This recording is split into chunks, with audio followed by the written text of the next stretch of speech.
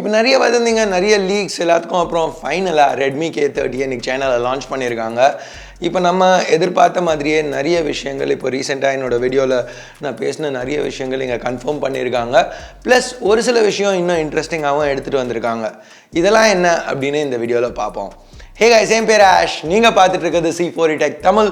Video பிடிச்சிருந்துச்சுன்னா மறக்காமல் கீழே இருக்க thumbs up button, subscribe, bell icons இதெல்லாம் ப்ரெஸ் பண்ணுங்கள். இப்போ நம்ம வீடியோக்கு போவோம்.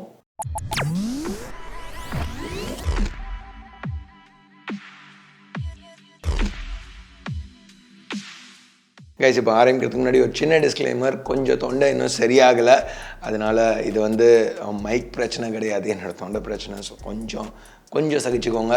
இன்னும் ஒரு சில வீடியோவில் சரியாயிடும்னு எதிர்பார்க்குறேன். ஸோ எனிவே, இப்போ நம்ம K30க்கு வருவோம். இப்போ நம்ம போன வீடியோவில் பார்த்த மாதிரி 2 வெர்ஷன் இங்கே கன்ஃபார்ம் பண்ணியிருக்காங்க. ஒன்று 4G வெர்ஷன், இன்னொன்று 5G வெர்ஷன். ரெண்டும் பார்க்க ஒரே மாதிரி தான் இருக்குது. 208 gram weight, glass sandwich build பண்ணியிருக்காங்க. சென்டரில் மெட்டல், ஃப்ரண்ட்லேயும் பேக்லேயும் நம்ம எதிர்பார்த்த மாதிரி Gorilla Glass 5 தான் கொடுத்துருக்காங்க.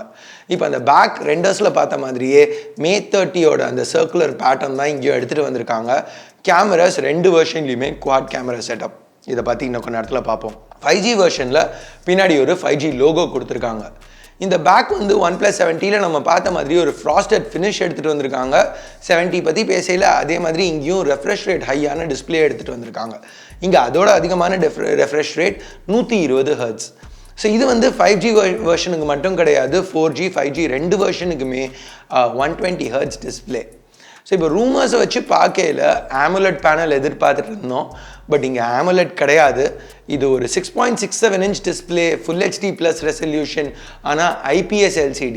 ஃப்ரண்ட்டில் டாப்பில் டியூவல் கேமராவுக்கு ஒரு பஞ்ச்-ஹோல் இருக்குது. ஸோ இது IPS LCDங்கிறதுனால டிஸ்பிளே கடியில் ஃபிங்கர் சென்சர் கொடுக்க முடியாது. LCD டிஸ்பிளேஸ்க்கு இப்போதைக்கு பண்ண முடியாது. அதனால ஃபிசிக்கல் ஃபிங்கர் ஸ்கேனர் தான் கொடுக்க முடியும். ஸோ இதை பவர் பட்டனில் எடுத்துகிட்டு வந்திருக்காங்க ஃபிங்கர் ஸ்கேனரை. ஸோ இப்போ பட்டன் பிளேஸ்மெண்ட் பற்றி பேசையில் ஹெட்ஃபோன் ஜாக் இன்னமும் கொடுத்துருக்காங்க. ஹைரேஸ் ஆடியோ சப்போர்ட் இருக்குது. Memory expansion, micro SD use பண்ணி எக்ஸ்பேண்ட் பண்ணுறதுக்கு ஆப்ஷன் கொடுத்துருக்காங்க. இப்போ 2 ஃபோன்ஸ்லேயுமே NFC சப்போர்ட்டும் இருக்குது. இன்டர்னல்ஸ்னு பார்க்கையில் நம்ம போன வீடியோவில் பார்த்த மாதிரியே K30ல் Snapdragon 730G, இப்போ K20ல் உள்ள Snapdragon 730யோட இது ஒரு சின்ன மார்ஜினல் அப்கிரேட். 5G வெர்ஷன் K30ல் இன்னொரு பெரிய அப்கிரேட் Snapdragon 765G. இது ஒரு 7 நானோமீட்டர் சிப். இதில் ஒரு 10% CPU பூஸ்ட், 40% GPU பூஸ்ட். இப்போது நம்ம K20ல் உள்ள 730யோட கம்பேர் பண்ணையில் இதில் ஒரு X52 5G மோடமும் இருக்குது. தியரட்டிக்கலாக பார்த்தா 3.7 Gbps டவுன்லோட், 1.6 Gbps அப்லோட் வரைக்கும் 5G ஸ்பீட்ஸ் இது சப்போர்ட் பண்ணோம். பட் தியரட்டிக்கல் ஸ்பீட்ஸ் 5Gயே நம்ம இப்போ இந்தியாவில் எடுத்தோன்னா பார்க்க போகிறதில்ல. அதனால் இந்த மாடல் இந்தியாவுக்கு வரதுக்கு சான்சஸ் கம்மி தான். ஸோ இப்போ நம்மளுக்கு நல்ல விஷயம் என்னென்னா, வதந்திகளில் நம்ம கேள்விப்பட்ட விஷயம் 4G வெர்ஷனில் பேட்ரி கெப்பாசிட்டி கம்மியாக வரும் 5Gயோட அப்படின்னு. பட் அந்த மாதிரி இல்லை. 2 வெர்ஷன்லேயுமே 4500 mAh பேட்ரி தான் கொடுக்குறாங்க. சார்ஜிங் ஸ்பீட்ஸ் லைட்டாக 4G வெர்ஷனில் கம்மி, பெருசாக கிடையாது. 5G வெர்ஷனில் 30 வாட் சார்ஜிங் சப்போர்ட், 4Gயில் 27 வாட் சார்ஜிங் சப்போர்ட். ரேம் ஸ்டோரேஜ்னு பார்க்கல 4 ஆப்ஷன் கொடுக்குறாங்க. 664, 6128, 8128, 8256. இதில் 64 மட்டும் UFS 2.1, மற்ற 3மே UFS 3. இது ஷாமியோ ரெட்மியோ பண்ணுற காஸ்ட் கட்டிங் மெஷர் கிடையாது. 64 GBயில் UFS 3 கிடையாது. இதனால தான் Realme X2 Pro கூட பார்த்தீங்கன்னா சைனாவில் விற்கிற 64 GB வெர்ஷன் மாடல் மட்டும் UFS 2.1ல் வந்துச்சு. அடுத்து கலர்ஸ்னு பார்க்கல K30 ரெட், ப்ளூ, பர்பிள் 3 கலரில் இருக்குது. 5G வெர்ஷனில் எக்ஸ்ட்ராவாக ஒரு ஒயிட் கலரும் கொடுக்குறாங்க. அடுத்த டிஃப்ரென்ஸ் கேமராஸில் இப்போ அந்த வித்தியாசத்தை பற்றி பார்க்குறதுக்கு முன்னாடி என்ன காமனாக இருக்குதுன்னு பார்ப்போம். 4ல் 3 சென்சர் காமனாக இருக்குது. ப்ரைமரி சென்சர் ஒரு 64 மெகாபிக்சல் சென்சர். இது f1.89 லென்ஸோடு வருது. இது எந்த சென்சர்னு பார்த்தா சோனியோட புது IMX686 சென்சர். இது 1/1.7 inch சென்சர். இதில் 0.8 மைக்ரான் சைஸ் பிக்சல்ஸ் இருக்குது. இது இதுலேயும் நம்ம மற்ற சென்சரில் பார்க்குற மாதிரி 4/1 பிக்சல் பின்னிங் இருக்கிறதுனால 4 பிக்சல்ஸ் ஒன்றா சேர்ந்து 1.6 மைக்ரான் சைஸ் பிக்சல்ஸாக மாறுது. ஸோ அதிகமான லைட் உள்ளே எடுக்க முடியும். ஸோ பெர்ஃபார்மன்ஸ் நல்லா இருக்கும்னு எதிர்பார்க்குறோம். அடுத்து ஒரு 8 megapixel ultra wide, 2 megapixel depth sensor. இது 3மே 4G 5G வேரியன்ட் ரெண்டுத்துலேயுமே காமனாக உள்ளது. மேக்ரோ கேமரா மட்டும்தான் ரெண்டுத்துலேயும் வித்தியாசம். 4G வேரியண்ட்டில் 2 mega pixel macro camera, 5G வேரியண்ட்டில் 5 மெகா பிக்சல் மேக்ரோ கேமரா. செல்ஃபின்னு வரையில் ரெண்டுத்துலேயும் ஒன்று தான், 20 mega pixel camera, secondary 2 mega pixel depth sensor. So இந்த பன்ச்சோலை பற்றி நீங்கள் என்ன நினைக்கிறீங்க? போன ஜென்ரேஷன் K20ல் வந்து ஆல் ஸ்க்ரீன் AMOLED பார்த்தோம்.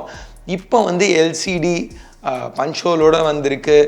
இது வந்து வர்த்தா தெரியுதா? இங்கே வந்து 120 Hz ரெஃப்ரெஷ் ரேட்டுக்கு போனதுனால இங்கே LCD போனது பரவாயில்லன்னு நினைக்கிறீங்களா? உங்கள் கருத்து என்ன? கீழே கமெண்ட்ஸில் சொல்லுங்கள். இங்கே அடுத்து மேஜரான வித்தியாசம் என்னென்னா, அஃப்கோர்ஸ் ப்ரைஸிங். இங்கே ரெட்மி நம்ம எதிர்பார்க்காத அளவுக்கு ரொம்ப காம்படிட்டிவாக ஒரு ப்ரைஸிங் எடுத்துகிட்டு வந்திருக்காங்க.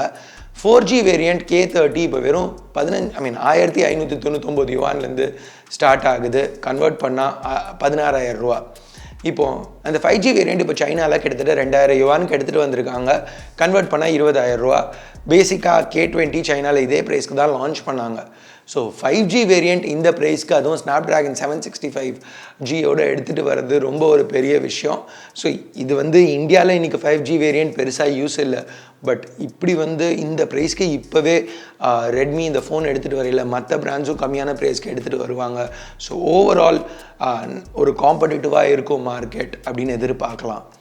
ஸோ இப்போ இந்த 4G வெர்ஷனே வந்து இந்தியாவில் இப்போ ஒரு 16, 17 இல்லை ஒரு 18,000 ரூபாய்க்கு கூட எடுத்துகிட்டு வந்தால், இன்றைக்கி K20க்கு பதில் K30 4G அந்த Snapdragon 730Gயோட அந்த 64 மெகா பிக்சல் சோனி சென்சரோட இன்னும் கொஞ்சம் பெட்டரான அந்த பேட்டரி லைஃபோட இந்த ஃபோன் அந்த 120 Hz டிஸ்பிளேயோட மேபி ஒரு பெட்டர் ஆப்ஷனாக இருக்கிற மாதிரி தான் தெரியுது.